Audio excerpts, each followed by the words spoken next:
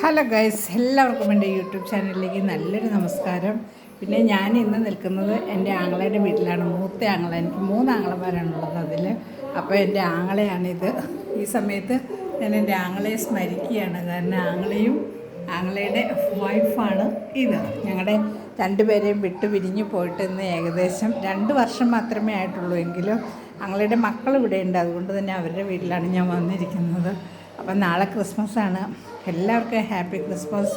പിന്നെ അതുകൂടാതെ എൻ്റെ ആങ്ങള പട്ടാളക്കാരനായിരുന്നല്ലോ. അപ്പോൾ ആങ്ങള ഉണ്ടായിരുന്നപ്പോൾ ചിക്കനൊക്കെ മേടിച്ച് നല്ല കറികളൊക്കെ വെച്ചിട്ട് ഞങ്ങളെ വിളിച്ച് തരുമായിരുന്നു. ആ ഒരു മെമ്മറി ഒരിക്കലും നമുക്ക് സ്മരിക്കാതിരിക്കാൻ പറ്റില്ല, അല്ലെങ്കിൽ നമുക്കത് മറക്കാൻ പറ്റില്ല. അതുകൊണ്ട് തന്നെ ഇന്ന് എൻ്റെ മകൻ, ആങ്ങളുടെ മകൻ ഇറച്ചി വാങ്ങിച്ചുകൊണ്ടുവന്നു. ചിക്കൻ, ഇതാണ് ചിക്കൻ കറി അങ്ങനെ വെച്ചുകൊണ്ടിരിക്കുന്നു. ഇത് പിടിയാണ്.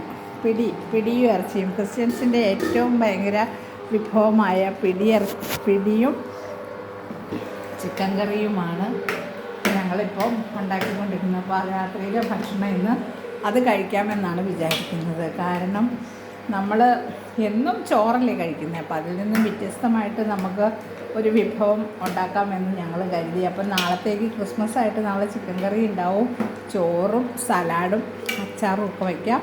പിന്നെ ഇത്തിരി തോരനും ഒക്കെ ഉണ്ടാക്കി കഴിഞ്ഞാൽ സദ്യ അടിപൊളി ആവുമല്ലോ. അതിനു വേണ്ടിയാണ് ഞങ്ങളിന്ന് ഇങ്ങനെ ഇത് അറേഞ്ച് ചെയ്തത്. പിന്നെ അതുകൂടാതെ പിന്നെ ക്രിസ്മസാണ്. ഇന്നലെ കരോളൊക്കെ പാടി പള്ളികളിൽ നിന്നും അമ്പലങ്ങളിൽ നിന്നും എല്ലാം വന്നു. എല്ലാവരും വന്നു പോയി. അപ്പോൾ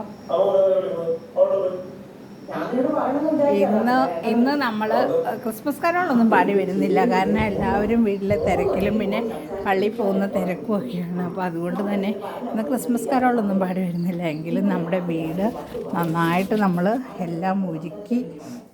പിന്നെ പുൽക്കൂടൊന്നും ഒരുക്കിയില്ല, നമ്മൾ ഹിന്ദുക്കളായതുകൊണ്ട് നമുക്കതൊന്നും അറിയത്തില്ല. എങ്കിലും സ്റ്റാറൊക്കെ തൂക്കി നല്ല രസമുള്ള സ്റ്റാർ വാങ്ങിച്ചു.